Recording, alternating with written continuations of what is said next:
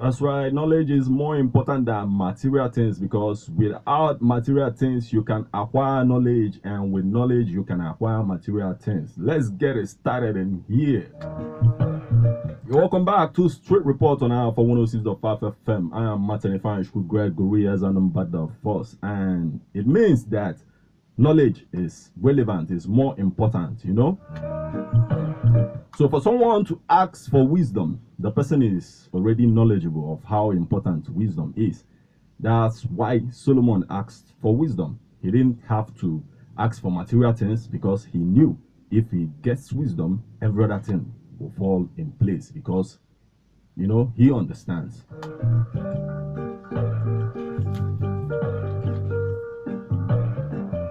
And because he demonstrated that, like in his search for wisdom, through the knowledge he got through his efforts, that's why he understands. Thus, he asked for wisdom, and the Lord gave much more than he asked for, both wisdom and the title of the richest man ever to exist in this world.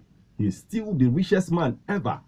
Nobody's wealth has surpassed his wealth till today. Bill Gates, Mark Zuckerberg, Warren Buffett, all of them are learners compared with him. So the Ewe civilization is on our table today. When it comes to this topic, a lot of school of thoughts revolves around it, and those school of thoughts that is diverse is the real definition of unity in diversity.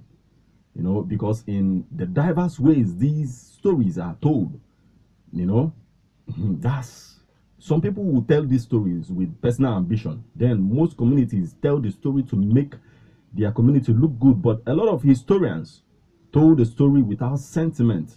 People like Olade Ekwano, you know, he is one of those who were affected by transatlantic slave trade.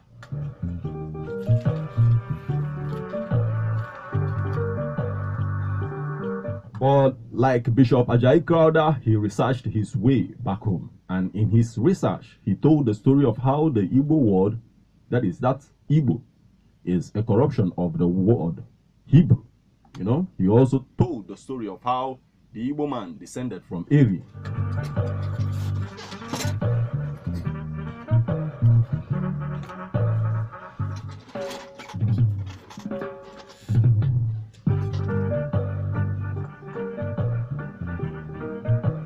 Yes, he also told the story like of how the Igbo man descended from Eri, who is the son of God, who is the son of Jacob. But other school of thought will tell the story, you know. Other school of thought will say that some communities were in existence personally, you know, here before Eri got here, you know. I personally have researched too, and I came up with a book titled Hip Hop Came Home, you know. So Hip Hop Came Home with hip. Like, I also have one book on Amazon titled The Perfect Heart of Praise, and Hip Hop Came Home will hit there soon, so check them out.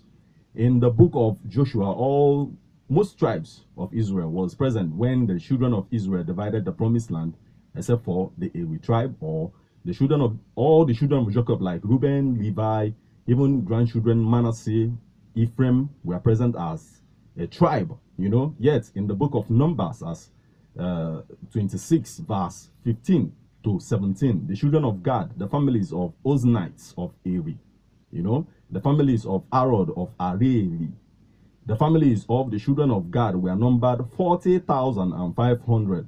So long before the children of Israel left Egypt, Joseph, Eri, Gad, Reuben, and that generation is already gone, you know, and as at that point, they have been perceived as ancestors. So Ozem Nsugbe made a song, and he called it Agule Ribisi. You know, he talked about God setting out from Israel, you know.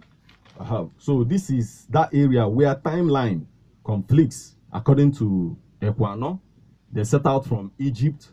Ekwano went as far as describing Eri as a spiritualist who served Pharaoh with his spiritual abilities.